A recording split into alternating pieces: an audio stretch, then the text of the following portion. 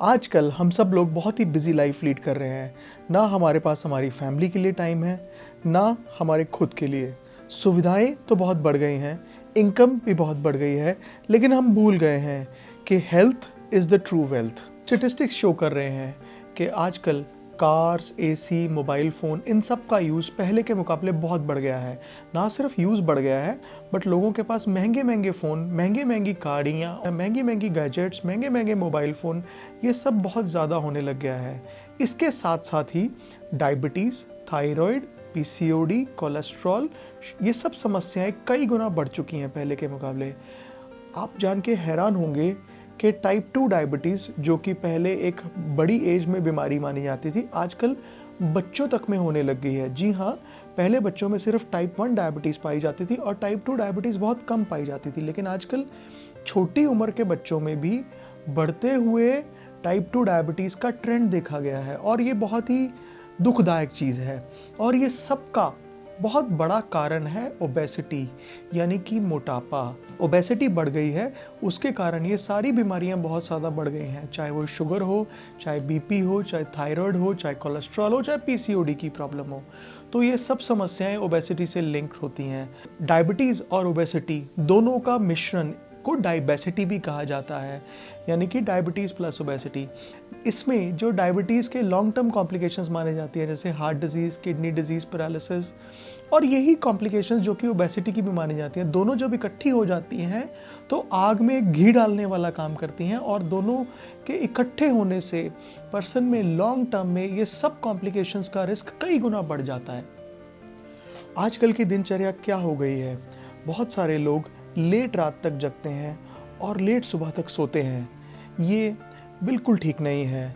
हमारी संस्कृति में तो शुरू से बोला गया है कि सनसेट के बाद खाना खाना हमारी सेहत के लिए हेल्दी नहीं है और सनराइज़ के बाद ही दोबारा खाना चाहिए।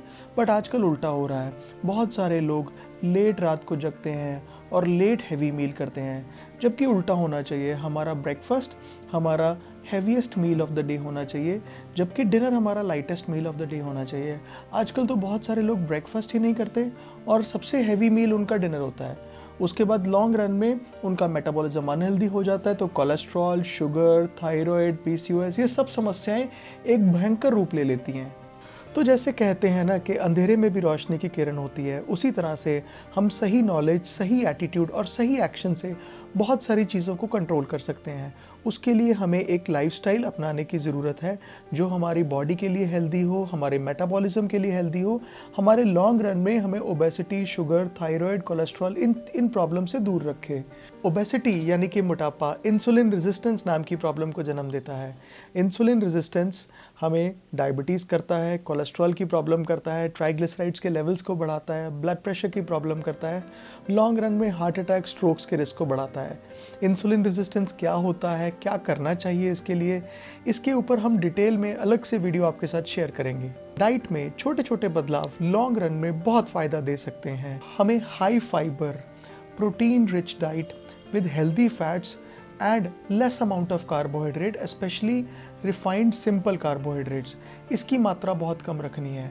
और 4 म बिल्कुल नहीं लेने। 4 म क्या होते हैं, इसके ऊपर हम डिटेल्ड वीडियो ऑलरेडी चैनल पे डाल चुके हैं, जिसका लिंक मैं डिस्क्रिप्शन बॉक्स में डाल रहा हूँ।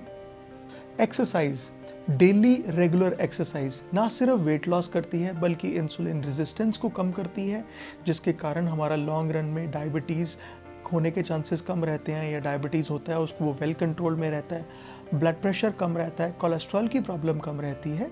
इसके सिवाय हमारे हार्ट के हेल्थ को भी डेली एक्सरसाइज अच्छा रखने में मदद करती है। बहुत सारे लोगों में उनकी मेडिकल कंडीशन के अकॉर्डिंग थोड़ी सी मेडिकेशन देनी पड़ सकती है, जो कि हो सकता है कि टेम्परेरी हो और बाद में बंद भी हो जाए।